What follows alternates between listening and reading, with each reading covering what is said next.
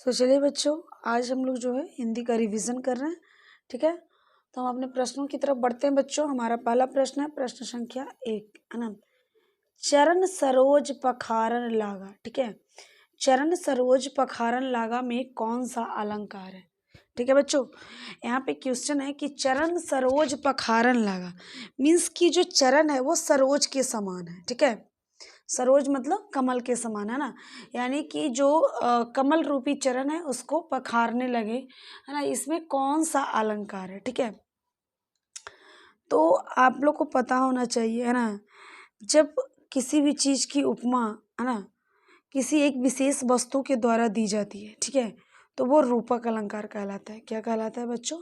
रूपक अलंकार कहलाता है। ठीक है, यहाँ 4 ऑप्शन दिए गए, उपमा, रूपक, यमक, अनुप्रास। ठीक है, सो इसमें राइट आंसर होगा बच्चों ऑप्शन नंबर वी, रूपक अलंकार। ठीक है, इसका राइट आंसर क्या होगा जी? ऑप्शन बी, रूपक अलंकार। ठीक है, चलिए नेक्स्ट प्रश्न, प्रश्न संख्या 2। रहीमन पानी राखिए बिन पानी सब सून, है ना, में पानी का अर्थ क्या है? रहीमन पानी राखिए कहने का मतलब है बिन पानी सब सून, है ना। पानी को संभाल कर रखिए, बिना पानी के सब कुछ क्या हो जाता है जी? सूना हो जाता है ना। इसमें पानी का क्या तात्पर्य है? मीन्स पानी का क्या अर्थ है? जल, आग, चमक या नम्रता, है ना।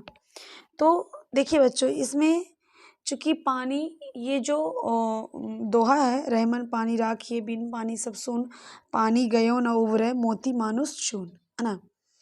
तो यहाँ पे पानी का जो है मोती, मानुष और चून, है ना, ये तीनों के संदर्भ में, तीनों का जो अर्थ है, पानी का जो अर्थ है ना, तीनों के संदर्भ में अलग अलग है। ठीक है, लेकिन यहाँ पे कह रहा है रहमन पानी राखिए बिन पानी सब सून, है ना। तो यहाँ पे पानी का अर्थ क्या है बच्चों? तो जल है। क्या है बच्चों? जल। ठीक है, पानी को संभाल कर यूज करना चाहिए, है ना जी।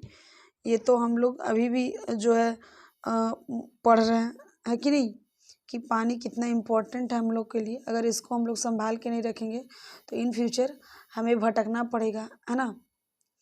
चलिए, इसका राइट आंसर है बच्चों ऑप्शन नंबर ए, यानी कि जल। ठीक है,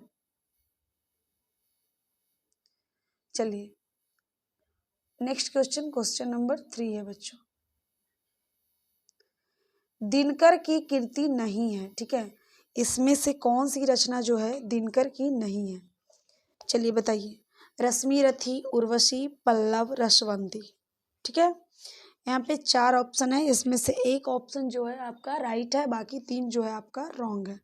आपको चूज करना है कि इसमें कौन सी रचना जो है बच्चों वो दिनकर की नहीं है। तो सुन लीजिए, रश्मि रथी, उर्वशी और रसवंती, है ना, ये तीनों रचना जो है बच्चों ये दिनकर की ही है। ठीक है, किंतु पल्लव, यानी कि जो ऑप्शन नंबर सी में है पल्लव, है ना बच्चों, ये रचना इनकी नहीं है। ये किनकी है? तो ये पंत जी की है, सुमित्रा नंदन पंत की रचना है। ठीक है, पल्लव किनकी रचना है? सुमित्रा नंदन पंत की। ठीक है बच्चों, चलिए नेक्स्ट प्रश्न, प्रश्न संख्या 4। जुम्मन पात्र जिस कहानी में है उसके लेखक कौन है? ठीक है, जुम्मन जिस कहानी का एक पात्र है बच्चों, ये सारे क्वेश्चंस मैं एक बार फिर रिपीट कर रही हूँ, ये सारे क्वेश्चंस जो हैं आपके आए हुए प्रश्न है। ठीक है, ये प्रीवियस ईयर क्वेश्चन है। ये चूँकि मैं जो आज का हमारा जो सेशन है बच्चों, वो टोटल जो क्वेश्चंस हैं, है ना, वो 75 है। मीन्स कि हिंदी का जो इसमें है 5 सालों का जो है बच्चों, प्रीवियस ईयर 5 सालों का टोटल सेलेक्टेड क्वेश्चंस है। ठीक है, सो आप लोग इस वीडियो को जो है ध्यान से सुनिएगा, है ना। आज का सेशन बहुत ही इम्पोर्टेंट होने वाला है आप लोगों के लिए। कह रहा है जुम्मन पात्र जिस कहानी में है उसके लेखक कौन है? बताइए, जुम्मन पात्र जिस कहानी में उसके लेखक कौन है? अगर आप लोग पहले एक हिंदी की पतली सी बुक आती थी, है ना, 50 मार्क्स की, है ना, हिंदी की, उसमें पढ़ना था पंच परमेश्वर नामक एक कहानी प्रेमचंद की। ठीक है, उसमें 2 मित्र थे, जुम्मन शेख और अलगू चौधरी, है ना, उन दोनों की मित्रता के बारे में वो कहानी है। ठीक है, तो जुम्मन जो कहानी में था उसके लेखक कौन थे? तो वो कहानी का नाम बच्चों पंच परमेश्वर है और उसके लेखक थे प्रेमचंद, है ना। यहाँ 4 ऑप्शन दिए गए, प्रेमचंद, बेनीपुरु द्विवेदी और हरिशंकर परसाई। सो इसका राइट आंसर होगा बच्चों ऑप्शन नंबर ए, मीन्स की प्रेमचंद। ठीक है, इसका राइट आंसर क्या होगा बच्चों, ऑप्शन ए प्रेमचंद। ठीक है, चलिए नेक्स्ट प्रश्न, प्रश्न संख्या 5। छायावाद का प्रारंभ कब से हुआ बताओ।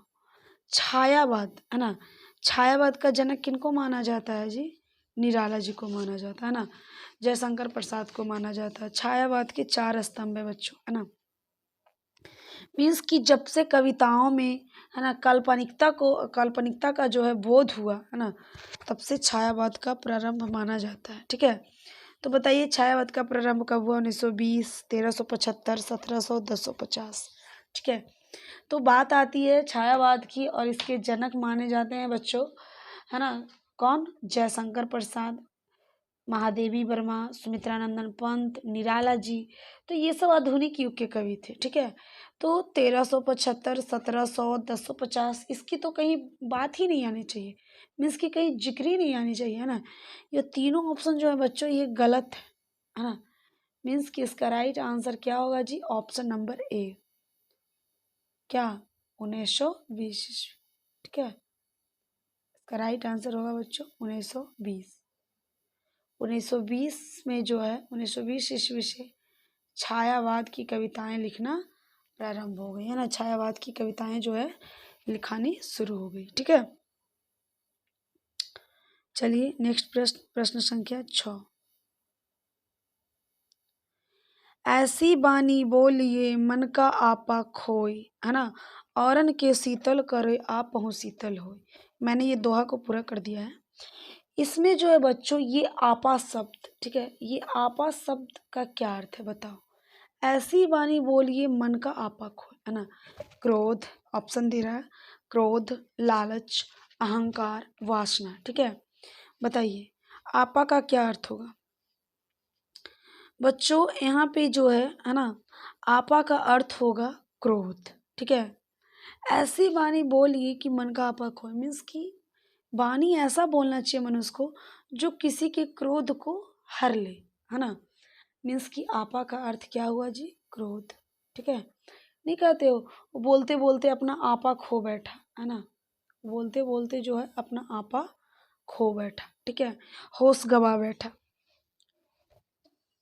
चलिए नेक्स्ट प्रश्न की ओर बढ़ते हैं हम लोग, प्रश्न संख्या 7 की ओर। बहुत ही इजी प्रश्न है।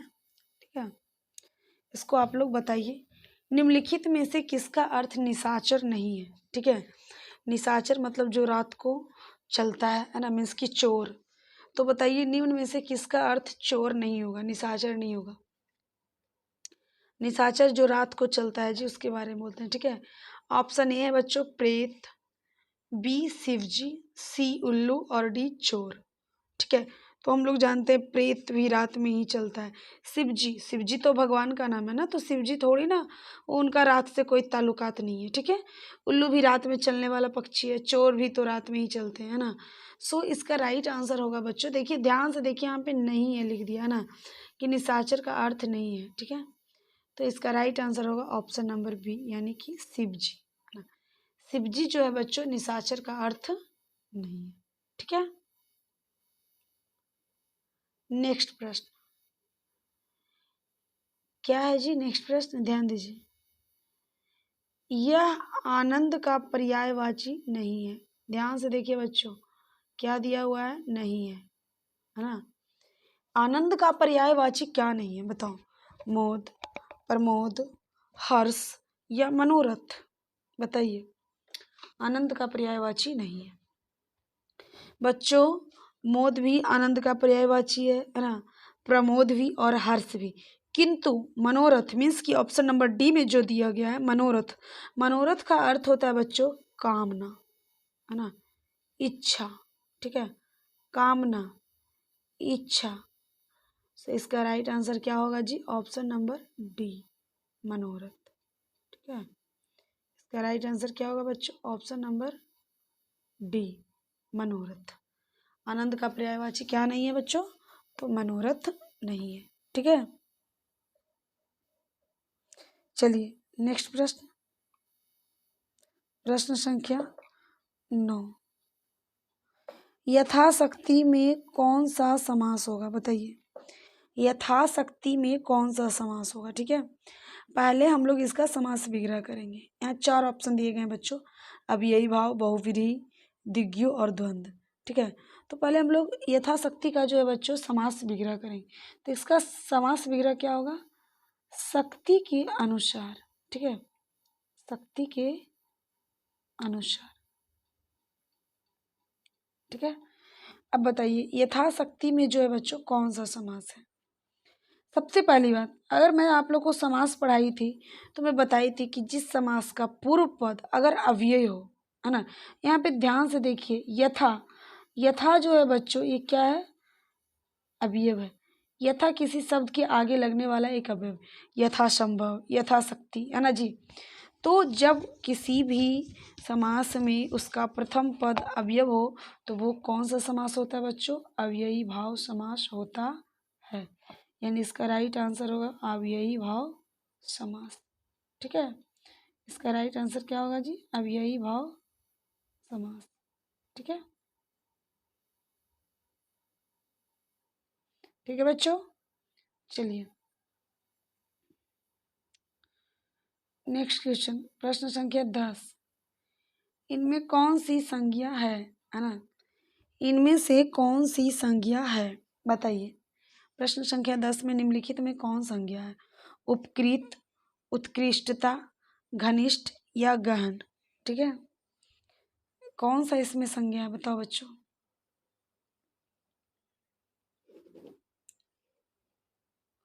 उपकृत, उत्कृष्टता, घनिष्ठ या गहन।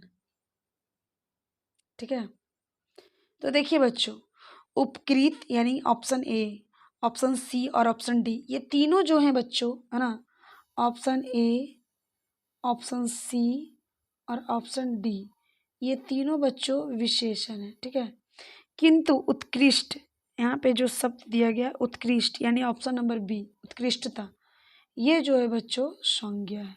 ठीक है, ये कौन सी संज्ञा है, भाववाचक संज्ञा। ठीक है, ये कौन सी संज्ञा है बच्चों, तो भाववाचक संज्ञा। ठीक है,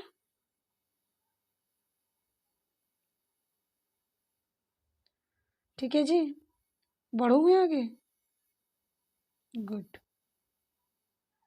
उत्कृष्ट क्या है, भाववाचक संज्ञा। ठीक है, चलिए अगला प्रश्न, प्रश्न संख्या 11।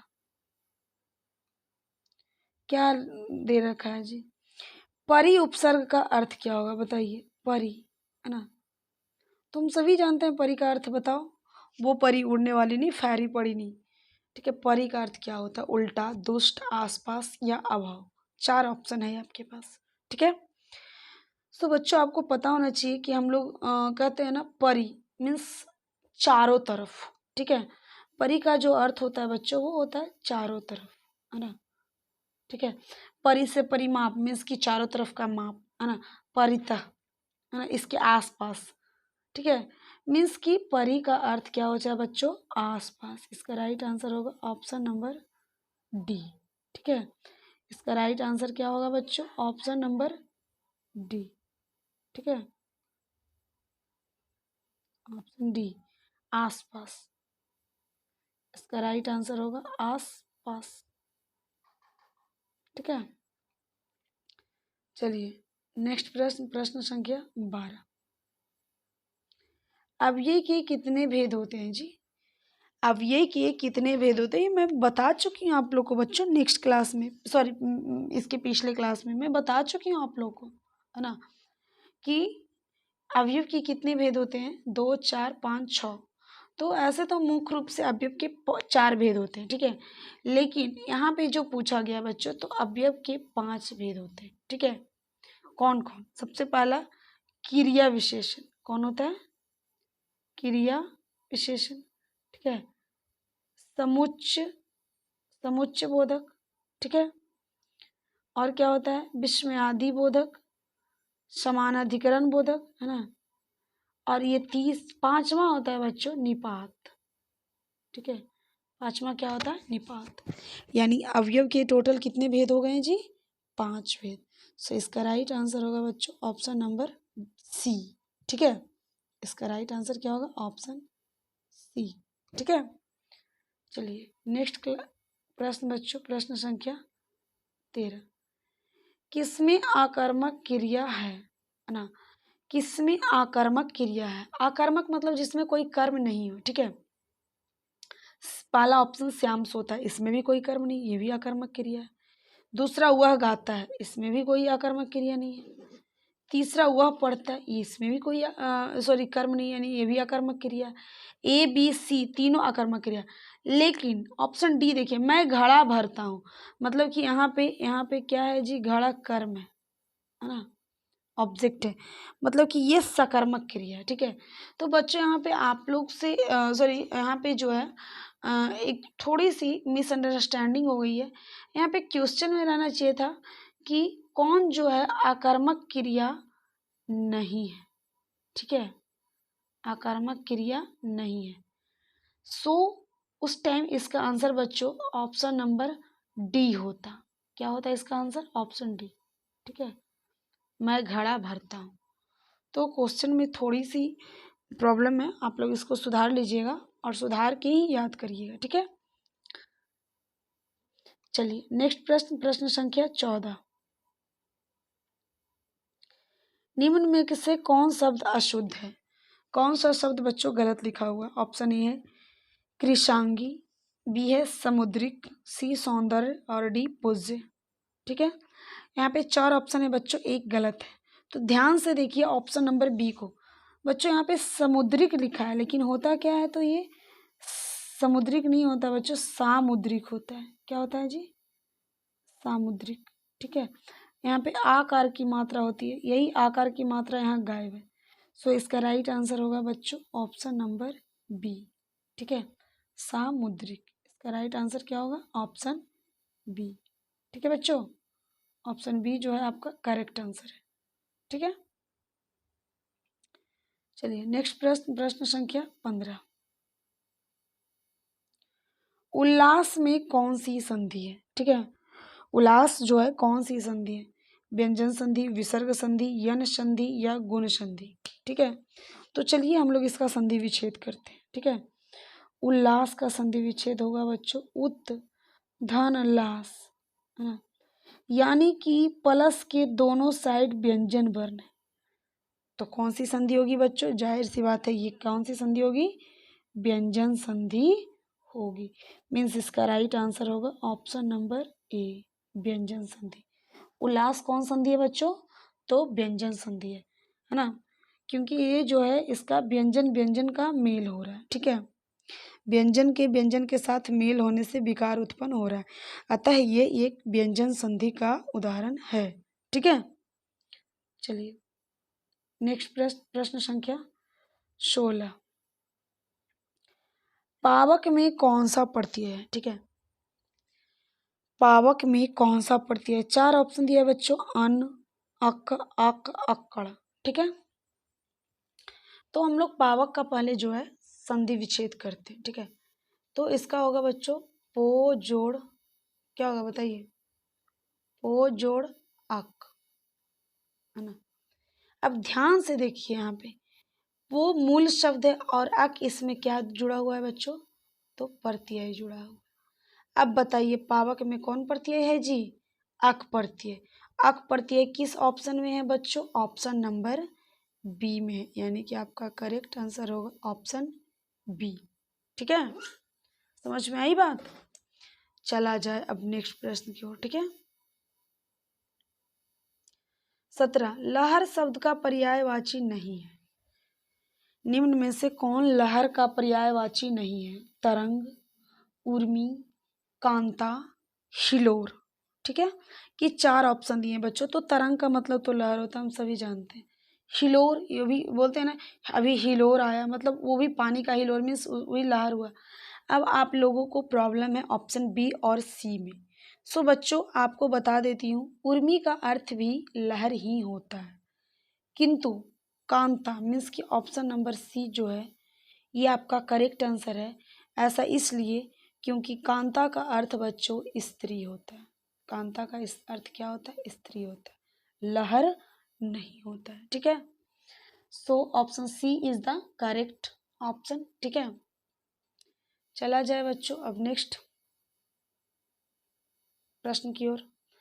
प्रश्न संख्या 18। ठीक है, प्रेमचंद के समकालीन कथाकार कौन थे? ठीक है, जिस समय प्रेमचंद थे उस समय कौन से कथाकार और भी थे ना? समकालीन का मतलब वही हुआ। ठीक है, ऑप्शन ए है जसपाल, जैनेन्द्र, चतुर्सेन शास्त्री, अस्क। अस्क मतलब उपेंद्र नाथ अस्क। ठीक है, चलिए बताइए, आप लोग के पास 2 सेकंड का टाइम है। इसका राइट आंसर क्या होगा जी? टिक टिक 1, टिक टिक 2, यानी आपका 2 सेकंड गया। चलिए, बहुत सारे बच्चों ने जो है कुछ सोच समझ के जवाब दिए हैं। ठीक है, सो सही है बच्चों। इसका जो राइट आंसर होगा बच्चों वो ऑप्शन नंबर सी होगा। ठीक है, चतुर्सेन शास्त्री। ये जो चतुर्सेन शास्त्री थे, है ना, ये जो बच्चों चतुर्सेन शास्त्री थे, ठीक है, ये प्रेमचंद के समकालीन ही थे। ठीक है, जिस समय प्रेमचंद थे उसी समय ये भी भारत में मौजूद थे। ठीक है, जिस समय प्रेमचंद लिख रहे थे उस समय ये भी लिख रहे थे। ठीक है, चलिए अब नेक्स्ट प्रश्न की ओर। प्रश्न संख्या 19। पीताम्बर में कौन सा मास है जी? पीताम्बर, बताओ। ऑप्शन ए है दिग्यु, बी कर्मधारय, सी तत्पुरुष, डी अव्ययी भाव। ठीक है, तो हम लोग इसका समास विग्रह करते हैं। ठीक है बच्चों, तो इसका समास विग्रह क्या होगा? ध्यान से देखिए। पीला है जो अंबर, पीला है जो अंबर मीन्स कि पीला है जो कपड़ा, अंबर मीन्स कपड़ा, है ना। तो पीला, प्रथम पद ध्यान दीजिए, प्रथम पद पीला यानी कि क्या है बच्चों? ये विशेषण है। तो हम लोग पढ़े थे कि जिस समास का प्रथम पद विशेषण हो तथा उत्तर पद विशेष यानी संज्ञा हो वह समास कर्मधारय समास कहलाता है। सो इसका करेक्ट आंसर क्या होगा बेबी?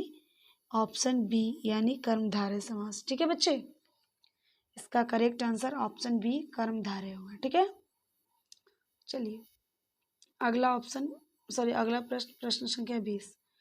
निम्न में से कौन एक अशुद्ध शब्द लिखा हुआ है? ठीक है, यहाँ 3 ऑप्शन है बच्चों, ए, बी और सी। ए में दिया हुआ अंतर्गत, ये तो सही है जी, शासन, स्मरण और अत्यधिक। ठीक है, ध्यान से देखिए, एक छोटी सी मिसिंग है, इसी के कारण वो शब्द जो है बच्चों क्या है? रॉन्ग है, गलत है। आप लोग को उसको देख के चूज करना है। ठीक है, उसको बाहर करना है। देखिए बच्चों, अंतर्गत ये भी सही है, शासन ये भी सही है, स्मरण ये भी सही, किंतु अत्यधिक नहीं होता बच्चों। क्या होता है? ये अत्याधिक होता है ना, अत्याधिक। यानी कि ऑप्शन डी जो है बच्चों आपका करेक्ट आंसर, यानी इसका राइट आंसर होगा ऑप्शन नंबर डी, अत्याधिक। ठीक है बच्चों, चलिए अब नेक्स्ट प्रश्न, प्रश्न संख्या 21 की ओर हम लोग बढ़ते हैं बच्चों। कोल्हू का बैल होना मुहावरे का क्या अर्थ है? कोल्हू का बैल होना मुहावरे का क्या अर्थ है जी? किसान होना, जानवर की तरह व्यवहार करना, गांव में रहना, दिन रात काम करते रहना। बताइए, कोल्हू का बैल, है ना, कोल्हू का बैल क्या करता है बच्चों? वो दिन रात काम करता है ना। कोल्हू का बैल क्या करता है? दिन रात काम करता है ना। वो गन्ने को क्या करता है? पेरता है। ठीक है, सो इसका राइट आंसर होगा बच्चों ऑप्शन नंबर डी। ठीक है, ऑप्शन नंबर डी मीन्स कि दिन रात क्या जी? काम करते रहना। ठीक है बच्चों, समझ में आई बात? इसका करेक्ट आंसर क्या होगा? दिन रात काम करना, ऑप्शन नंबर डी। ठीक है, बन गया। चलिए अब आगे बढ़ते हैं। प्रश्न संख्या 25। प्रेमचंद की पंच परमेश्वर कहानी में दूसरी बार सरपंच कौन बना था? है ना, पहली बार तो कौन बना था जी? जुम्मन बना था। ठीक है, दूसरी बार कौन बना पंच? बताइए, अलगू, जुम्मन, समझू या रामधन? कौन बना था दूसरी बार सरपंच? तो बच्चों ये दो दोस्तों की कहानी है, एक हिंदू और एक मुसलमान। उनके बीच इतनी गहरी दोस्ती होती है ना, और इसमें दिखाया गया है कि किस प्रकार पंच के जगह पर कोई भी व्यक्ति बैठ जाए, है ना, तो उसके हृदय में एक टीस आती है, टीस निकलती है कि तुम्हें न्याय करना है ना, तुम्हें किसी के साथ नहीं जाना है बल्कि तुम्हें न्याय के साथ जाना है। ठीक है। तो बच्चों जो सेकेंड बार इसमें सरपंच बने थे, है ना, वो अलगू जी बने थे। ठीक है। फर्स्ट बार जुम्मन बने थे और सेकेंड में अलगू बने थे, यानी इसका करेक्ट आंसर होगा ऑप्शन नंबर ए। ठीक है बच्चों, इसका करेक्ट आंसर होगा ऑप्शन ए, अलगू। ठीक है। इसके जो सरपंच थे दोबारा वो अलगू थे। ठीक है। चलिए नेक्स्ट प्रश्न, प्रश्न संख्या 23। निम्न में से कौन एक शुद्ध शब्द लिखा हुआ है? ठीक है, जल्दी से बताओ। हस्तक्षेप, आगामी, श्रीमती, दूसरा। कौन एक शुद्ध लिखा हुआ है जी? हस्तक्षेप तो बिल्कुल गलत है बच्चों, है ना। आगामी नहीं होता, आगामी होता है। ठीक है। श्रीमती भी गलत है बच्चों, लेकिन दूसरा यानी ऑप्शन नंबर डी जो है बच्चों, ये हमारा करेक्ट आंसर। ठीक है। सो यहाँ पे राइट आंसर होगा ऑप्शन नंबर डी। ठीक है। हस्तक्षेप इस तरह से दिखाता है बच्चों। ठीक है। आगामी होता, आगामी नहीं होता, आगामी। ठीक है। श्रीमती। ठीक है, श्रीमती। ठीक है बच्चों। चलिए नेक्स्ट प्रश्न, प्रश्न संख्या 24 क्या है जी? जो करेगा, है ना, जो करेगा, जो करेगा सो भरेगा में कितने संबंधवाचक सर्वनाम हैं बताइए। इसमें संबंधवाचक सर्वनाम कितने हैं बच्चों? जो करेगा सो भरेगा। ठीक है। ध्यान से देखिए, जो करेगा वही भरेगा, है ना, मीन्स एक ही व्यक्ति के बारे में कहा जा रहा है। या तो यहाँ पे जो होगा सर्वनाम या सो होगा, लेकिन यहाँ पे जो ही होगा, क्योंकि जो कर रहा है और उसी का नाम आगे जाके सो हो जाता है। ठीक है। तो यहाँ पे जो इक्वल टू क्या है जी? सो है। ठीक है। सो मीन्स कहने का मतलब है कि एक संबंधवाचक सर्वनाम है। सो इसका करेक्ट आंसर बच्चों ऑप्शन नंबर बी हो। ठीक है। इसका करेक्ट आंसर क्या होगा बच्चों? Option number B. ठीक है बच्चों। चलिए अब नेक्स्ट प्रश्न, प्रश्न संख्या हम लोग 25 की ओर चलते हैं। ठीक है। जल का पर्यायवाची क्या है बताइए? जल का पर्यायवाची बारी, पावक, सुधा या द्रव्य? सो बच्चों आप लोग को पता होना चाहिए कि जल का पर्यायवाची जो है बारी भी है। ठीक है, ये भी है, सुधा भी है, द्रव्य भी है। ठीक है। लेकिन पावक, है ना, बताइए, सॉरी